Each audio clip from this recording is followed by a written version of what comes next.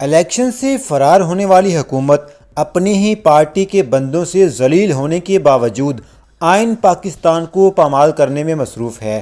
حکومت کے دلوں میں خوف بیٹھ گیا ہے۔ مصطفیٰ نواز کھوکھر نے اینکر سے سوال کرتے ہوئے کہا کہ کیا کبھی آپ نے دنیا میں ایسا دیکھا ہے کہ سیاستدان الیکشن سے بھاگ رہے ہوں؟ کبھی ایسا آپ نے دنیا میں دیکھا ہے کہ سیاستدان الیکشنوں سے بھاگے؟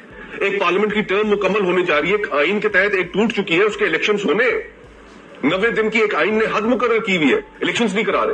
اسلام آباد کے اندر بلدیاتی الیکشن سے کرائے نہیں کرائے، بھاگ گئے ان سے۔ مصطفیٰ نواز کھوکھر نے کہا کہ ان کے اندر خوف ہے کہ اگر ہم الیکشن میں گئے تو عوام ہمارے ساتھ بہت برا کریں گے۔ پاکستان کا آئین کہتا ہے کہ 90 دن کے اندر الیکشن کروائیں، لیکن ہار کے ڈر سے موجودہ حکومت الیکشن سے بھاگ رہی ہے۔